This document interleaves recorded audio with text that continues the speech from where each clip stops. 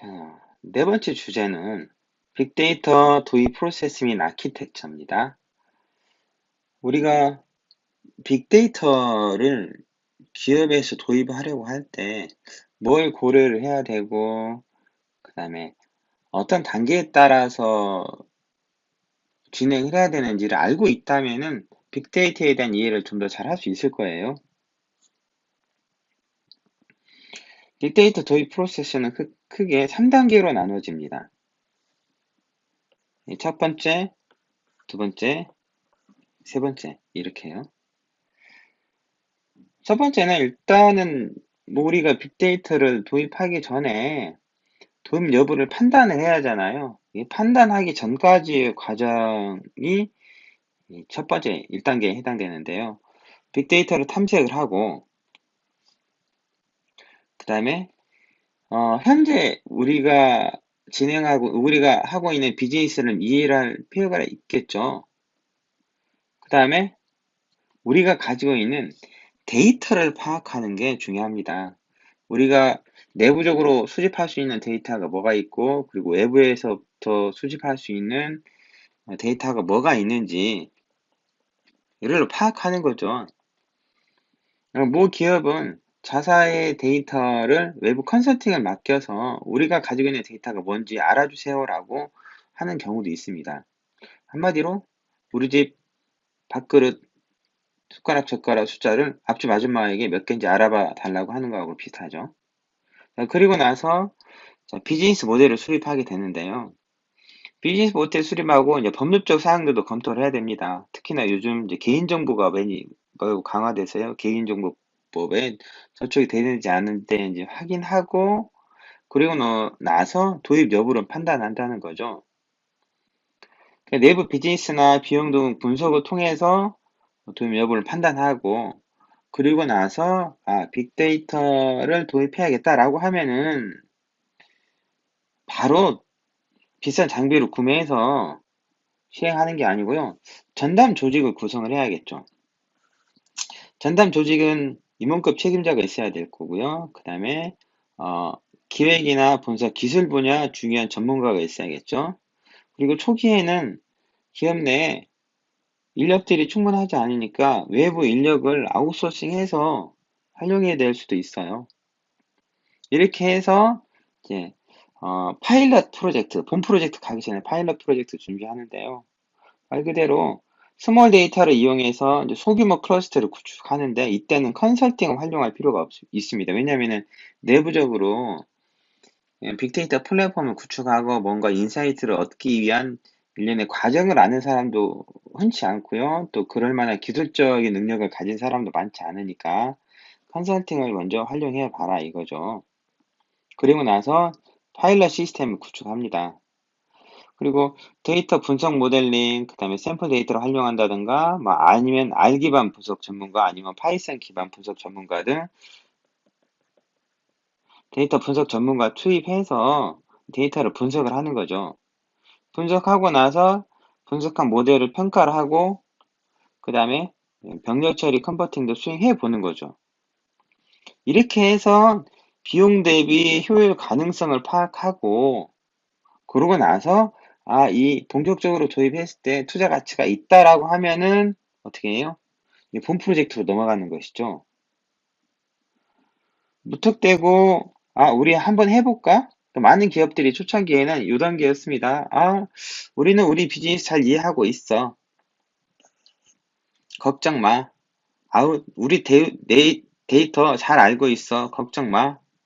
일단 시작하지? 그리고 바로 어디로 가냐면요. 빅데이터 플랫폼 구축하는 이쪽으로 바로 오는 거죠.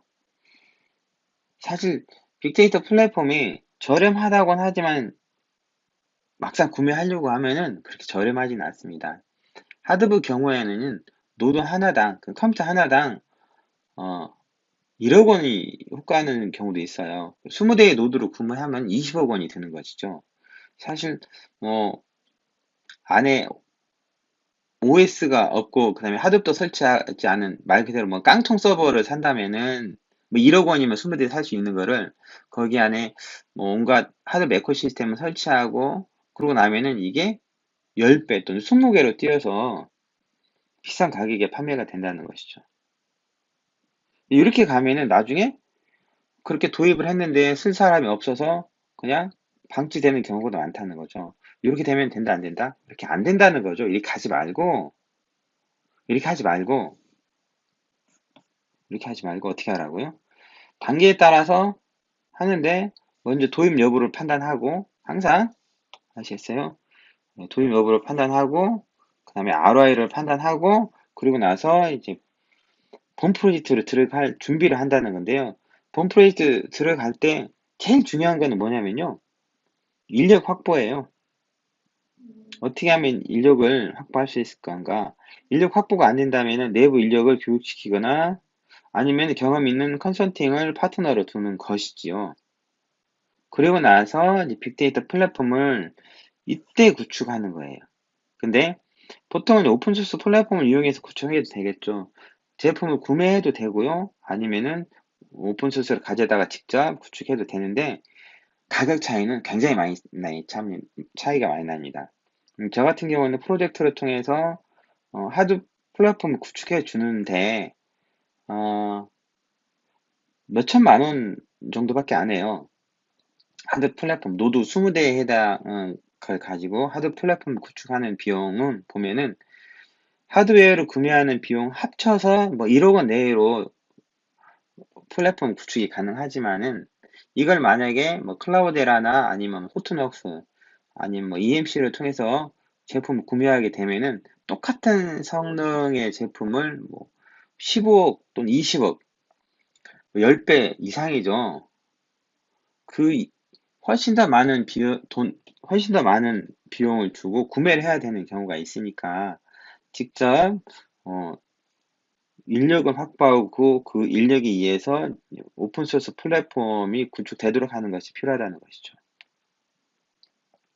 그리고 데이터 통합을 하는 거죠. 내부 외부 데이터를 이제 수집해서 통합을 하고 이제 빅데이터 분석을 하고 이걸 이제 비즈니스에 반영을 해서 이제 가치를 얻어내는 요 단계로 가는 것이죠.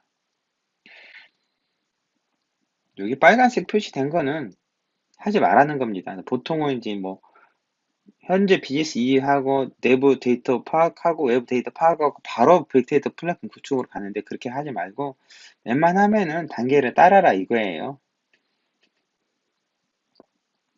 이것들은 여러분이 알고 있어서 나쁠 건 없겠죠. 자, 그 다음 보겠습니다.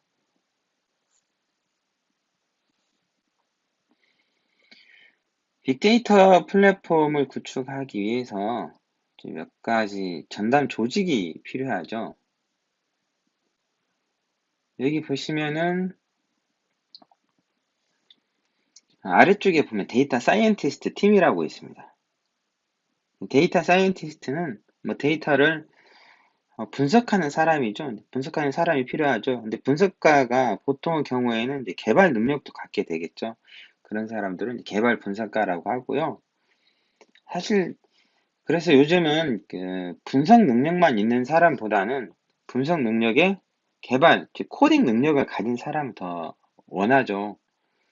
왜냐하면 우리가 보통 이제 분석을 한다고 하더라도 이 분석한 결과를 뭐 엑셀에 표현하는 건 아니고요. 엑셀에 뭐 그래프를 통해서 뭐 결과를 보여준다든가 이런 것보다는 웹이나 아니면 모바일을 통해서 결과를 보여주는 그 시스템으로 구축하는 게 더 많잖아요. 그러다 보니까 분석만 하는 사람보다는 분석도 하지만 개발 능력도 가진 사람들을 기업이 더 원하고 있죠. 물론 기업에서 원하는 것은 기술보다는 성실성이죠. 더 성실한 사람을 원하겠지만은 그 성실성은 눈에 보이지 않는 거니까 아, 제외시키고 하고요. 자, 개발 분석가가 필요하고 그 다음에 이제 분석한 내용을 시각화 시키는 사람도 필요하겠죠.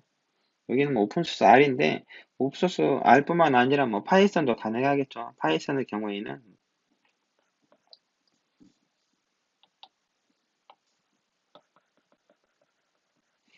웹플로 라이브러리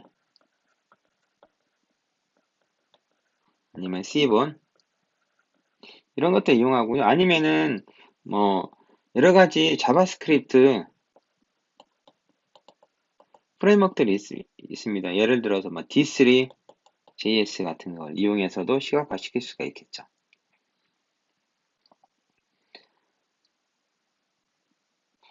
이제 개발 분석가하고 대화를 하는 사람들이 이제 응용 개발자들이죠. 응용 개발자는 어플리케이션 개발하는 사람들이에요. 이 사람들은 데이터를 분산 저장하고 그다음에 병렬 처리 플랫폼을 활용해서 개발하는 사람들이죠. 기간 시스템 연계한다든가 아니면 데이터 수집 저장 관리하는 사람들이 응용 시스템 개발 운영하는 사람들일 거고요. 그 다음에 플랫폼 엔지니어도 있겠죠. 하드 분산 저장 시스템을 직접 구축하는 사람들이죠. 그리고 이제 플랫폼이 잘 동작하고 있는지 모니터링하고 뭐 장애가 발생했을 때 기술적 지원 등을 하는 사람들이 필요하겠죠. 그리고 저 위에는 누가 필요해요? 실제 기획하고 설계하는 사람들 필요하겠죠. 이런 사람들은 임원급 책임자들이 그거에 해당된다고 보면 됩니다. 데이터 사이언티스트 팀에서 가장 중요한 역할을 하는 것은 개발 분석가예요. 분석만 하는 게 아니고 이제 개발도 하는 거죠. 사실 여기는 메모리듀스나 피그하이브 등 하드 생태계 툴을 잘 활용하는 사람. 그렇죠. 이것도 있고 요즘은 파이썬이 많이 유명하잖아요. 파이썬 등 머신러닝 라이브러리를 잘 이용해서 머신러닝도 하는 사람. 그 다음에 뭐 딥러닝도 하는 사람들이 해당되겠죠. 우리 과정은 여기는 빅데이터 병렬 처리에 대한 설명이기 때문에 이 병렬 처리 플랫폼을 잘 다루는 분석가가 중요하겠죠. 이렇게 하드웨어 전담 조직이 이렇게 구성이 될 수도 있습니다. 빅데이터 플랫폼을 다루는 사람들의 전담 조직이 이렇게 구성이 될 수도 있습니다.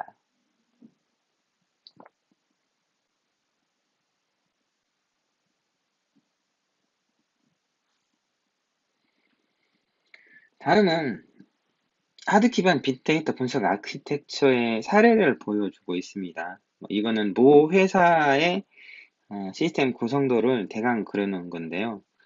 여기 보시면은 자 상암동이라고 표시된 게 있고요. 그 다음에 판교라고 표시된 게 있고요. 그 다음에 서초라고 표시된 게 있습니다. 세 개의 지역이 있는데 어떤 거냐면요. 판교에는 사무실 있어요. 개발자들이 있는 사무실. 이 개발자 사무실은 인터넷을 쓸 때도 뭐 맘대로 개방된 와이파이를 쓰는 게 아니고 산의 오피스망을 통해서 외부와 연결을 하죠. 산에 망을 사용한다는 거죠. 근데 이제 판교에 사무실이 있다고 해서 판교 그 사무실에다가 빅데이터 저장 장치를 두고 사용하는 경우도 있지만은 대기업이라면 그렇지 않고 대부분 데이터 센터에 데이터들을 넣어두죠. 예를 들어서 상암동에 제가 어떤 기업이라고 말 못하겠는데요. 상암동에 어떤 기업이 있고 그 상암동에 데이터 센터가 있어요. 근데 이 데이터 센터에는 하둡과 관련된 데이터 센터도 있습니다. 그러면은 판교 개발자 사무실에서 바로 다이렉트로 상암동에 있는 하드 파일 시스템에 접속해서 사용할 수 있을까요? 대부분의 경우는 그러지 못해요. 왜냐면은 데이터 센터는 외부로부터 아무나 들어오지 못하게 해놨죠. 보통 경우에는 데이터 센터에 접속할 수 있는 곳은 내부 인트라넷 환경 하나 만들어 놓고 특정 서버에서만 접속할 수 있도록 해놨는데 그래서 여기에 보면 아래쪽에 뭐 서초동이 있는 거예요. 서초동에는 VDI라고 되어 있는데요. 가상화 센터가 있습니다.